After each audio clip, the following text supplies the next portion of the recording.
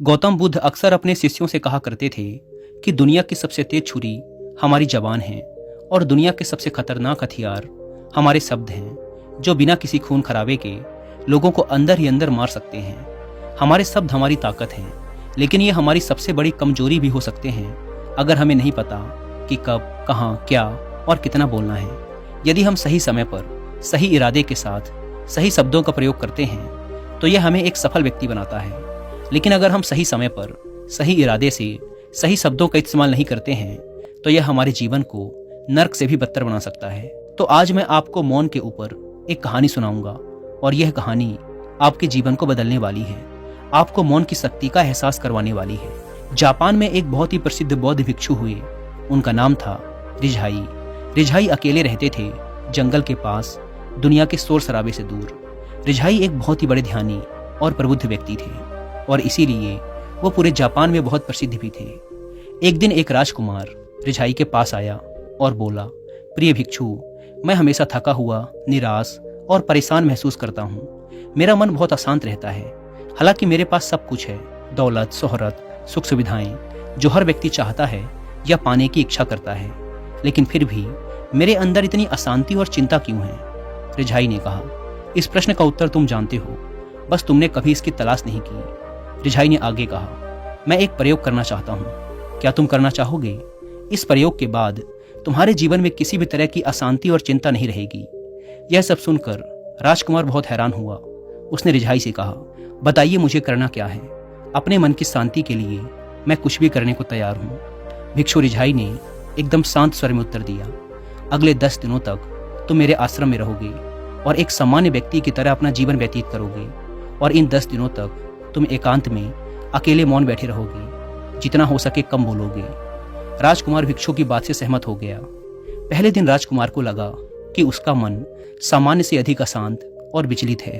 उसके मन में तरह तरह के प्रश्न उठ रहे थे और वह आम लोगों की तरह जीवन जीने में असहज महसूस कर रहा था। उसके अंदर से बोलने की प्रबल इच्छा उठ रही थी, लेकिन वह मौन रहा। उसके मुंह से कुछ नहीं निकला, एक शब्द भी नहीं। वह बस चुपचाप बैठा रहा। लेकिन रात होते होते उसे अंदर ही अंदर शांति का अनुभव होने लगा। उसके लिए यह अनुभव अजीब था। वह खुद से पूछ रहा था कि वह अंदर ही अंदर खुशी क्यों महसूस कर रहा है और उसकी आंतरिक बेचैनी और चिंता कम क्यों होने लगी है। अगले दिन राजकुमार एकांत में चुपचाप बैठा प्रकृति को निहार रहा था, पौधों को, फूलों को, आकाश में उड़ रहे पक्षियों को। वह अपने जीवन में पहली बार महसूस कर रहा था कि उसके आसपास की प्रकृति कितनी अद्भुत है। वह दिन भर प्रकृति की सुंदरता को देखता और उसकी शांति को महसूस करता रहा। इस तरह से एक हफ्ता बीत गया और अब तक उसके मन की सारी बेचैनी, सारी हलचल, सारी उथल पुथल और सारा तनाव एकदम गायब हो गया था। 8वें दिन की सुबह राजकुमार फिर से एकांत में बैठ गया और कुछ ही मिनटों में उसकी आंखें अपने आप बंद हो गई और वह गहरे ध्यान में चला गया। वह पूरे दिन वहीं आंखें बंद किए बैठा रहा और गहरे ध्यान में डूबता चला गया। ना कोई शब्द, ना कोई चिंता। राजकुमार भीतर से असीम शांति और आनंद से भर गया। राजकुमार अपने बाकी के 2 दिन इसी तरह गहरे ध्यान में व्यतीत करने के बाद 11वें दिन रिझाई के सामने प्रस्तुत हुआ और रिझाई को प्रणाम करके बोला, प्रिय भिक्षु, मुझे उत्तर मिल गया कि मेरे मन में इतनी उथल पुथल और चिंता क्यों थी। मैं जान गया कि मेरा मन इतना अशांत और विचलित क्यों था। रिझाई ने मुस्कुराते हुए पूछा, बताओ क्या उत्तर मिला तुम्हें? राजकुमार ने कहा, मैं आवश्यकता से अधिक बातें करता था। मैं किसी पर भी अपने शब्द और ऊर्जा व्यर्थ करता था। मैं दिन भर अपने लोगों से फालतू की बातें करता रहता और फिर उन्हीं के बारे में अकेले में सोचता रहता और ज़्यादातर समय नकारात्मक ही सोचता। इस तरह मैं बस अपना समय बर्बाद कर रहा था। ज़्यादा बोलने और नकारात्मक सोचने की वजह से मेरा मन अशांत और बेचैन हो गया और इस वजह से मैं किसी भी चीज़ पर ठीक से काम नहीं कर पा रहा था, जिससे फिर मैं लगभग हर काम में असफल होने लगा और फिर इन लगातार मिलने वाली असफलताओं की वजह से मैं और भी उदास और चिड़चिड़ा हो गया और इसने मेरे जीवन को नष्ट कर दिया। लेकिन ये 10 दिन पूरी तरह से अलग थे। अब मुझे ऐसा लग रहा है कि मैं अपना जीवन पूरी तरह से जी रहा हूँ, लेकिन इससे पहले मैं अपना जीवन गलत तरीके से जी रहा था। और मैंने यह भी सीखा कि हमें सिर्फ ध्यान करने की जरूरत नहीं है। ध्यान अपने आप होता है जब हम स्थिर, शांत और मौन होते हैं। ध्यान के पिछले कुछ दिनों के दौरान मैंने जो पहली चीज़ सीखी वो ये है कि मनुष्य के जीवन की सबसे महत्वपूर्ण घटना स्वयं को जानना है। यह सुनकर रिझाई ने कहा, सिर्फ तुम ही नहीं, दुनिया में ज्यादातर लोग जरूरत से ज्यादा बोलते हैं। आज भी लोग ज्यादातर समय केवल एक दूसरे को नीचा दिखाने के लिए ही बोलते हैं। कुछ लोग ना चाहते हुए भी बातें करते हैं और अपना जीवन बर्बाद कर लेते हैं।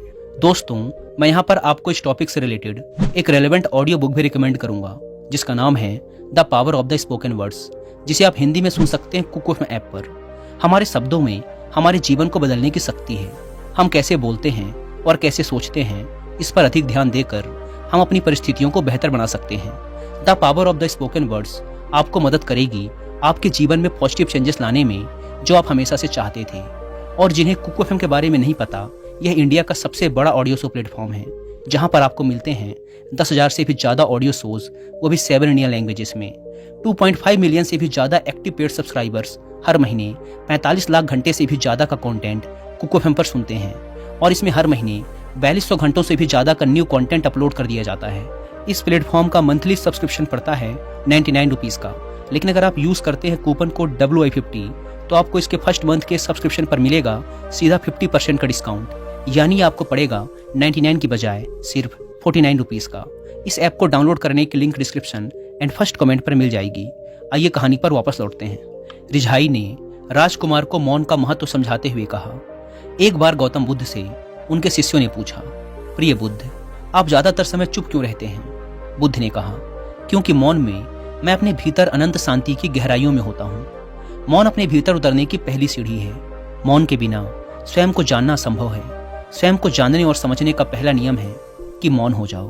उतना ही बोलो जितना अत्यंत आवश्यक हो। जिसके बिना चल जाता हो उसे छोड़ दो, उसे मत बोलो, और तुम अचानक पाओगे कि 90% से ज्यादा तो व्यर्थ का है। ना बोलते तो कोई नुकसान ना था, बोल के ही गलती कर दी। दुनिया की 90% मुसीबतें कम हो जाएं अगर लोग थोड़ा चुप रहें। झगड़े फसाद कम हो जाएं, उपद्रव कम हो जाएं, अदालतें कम हो जाएं अगर लोग थोड़ा चुप रहना सीख लें। संसार की बहुत सारी समस्याएं, बहुत सारा उपद्रव सिर्फ बोलने से पैदा होते हैं। सारी बात मौन सीखने की है। जब तुम नहीं बोलते तब तुम एकांत में अकेले हो गए, भरे बाजार में भीड़ में खड़े हो। नहीं बोलते हिमालय के शिखर में पहुंच गए। जिसने मौन की कला जान ली वो भीड़ में भी अकेले होने की कला जान लेता है। वो अपने भीतर ही डुबकी लगाने लगता है। एकांत में तो आदमी स्वर्ग में है, दूसरे की उपस्थिति ही बेचैनी पैदा करती है। पहले तो मौन को साधो, पहले तो अपनी ऊर्जा को मौन में उतरने दो, गहराने दो मौन को, और उस स्थिति में पहुंचो कि बोलते ही लगे बेईमानी हो गई। जब दूसरों की मौजूदगी से तुम ऊब जाओ, परेशान हो जाओ, तो उचित है कि आंख बंद कर लो और अपने में खो जाओ। वहां से पाओगे ताजगी, क्योंकि तुम्हारे जीवन का स्रोत वहीं छिपा है। वो किसी दूसरे में नहीं, तुम्हारे भीतर है। तुम्हारी जड़ें तुम्हारे भीतर हैं। आखिर कौन तुम्हें तुम्हारे भीतर लेकर जाएगा? कोई नहीं, तुम्हें स्वयं ही अपने भीतर उतरना पड़ेगा। इसीलिए अपने भीतर जाओ, वहीं परम राज्य है जीवन का, वहीं स्रोत है आनंद का, वहीं से जन्म हुआ है, वहीं मौत में डूब जाओगे। वहीं तुम्हारा सूर्य उगा है, वहीं से अस्त होगा। उसमें बार बार डुबकी लो। जब भी तुम डुबकी लगा के लौटोगे वहां से, तुम पाओगे फिर ताजे हुए, फिर जीवन की नई संपदा मिली, फिर नई शक्ति का जन्म हुआ। थकान गई, उदासी गई, चिंता गई। जैसे कोई स्नान करके लौटता है तो शरीर शीतल हो जाता है, शांत हो जाता है। ऐसे ही जब कोई भीतर से होकर वापिस आता है, मौन में स्नान करके लौटता है, तो समस्त अस्तित्व, समस्त व्यक्तित्व शांत और मौन हो जाता है, आनंदित हो जाता है। जब तुम आंतरिक मौन की उस पराकाष्ठा पर पहुंच जाओगे, तब तुम पाओगे कि बोलने से भी तुम्हारा मौन खंडित नहीं होता, वह बना ही रहता है। उसकी एक अंतर्धारा लगातार तुम्हारे भीतर बहती रहती है। तुम बोलते तो हो, लेकिन अपने से छूटते नहीं। तुम शब्द का उपयोग भी करते हो, लेकिन वो तुम्हारे मौन को खंडित नहीं कर पाते। एक बार गहरे मौन में स्थिर हो जाओ, फिर तुम्हारी वाणी में भी सुगंध आ जाएगी, फिर तुम्हारी वाणी में भी एक विशालता आ जाएगी। तुम्हारा बोलना संगीतपूर्ण होगा, तुम्हारा बोलना सत्य होगा। तुम बोलोगे तो दूसरों पर भी शीतलता छा जाएगी।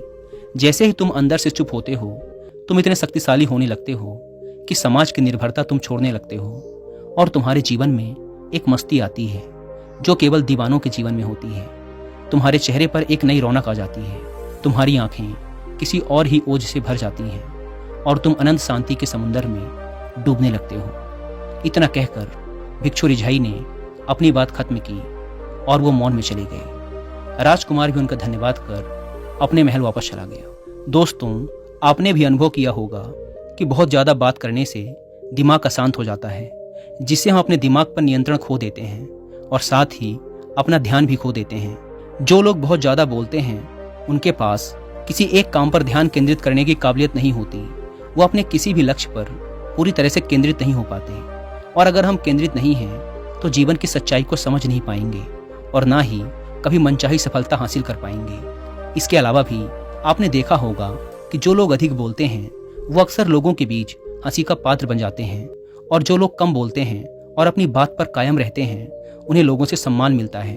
लोग उनकी बातों को सुनते हैं और उन पर भरोसा भी करते हैं। जो लोग जरूरत से अधिक बोलते हैं और अपने विचारों के बारे में पक्के नहीं होते, उनका दिमाग अस्थिर और विचलित रहता है, शोर से भरा रहता है, और एक अशांत दिमाग वाला व्यक्ति जीवन में किसी भी चीज में सफल नहीं हो पाता, क्योंकि वह किसी भी काम में फोकस नहीं कर पाता।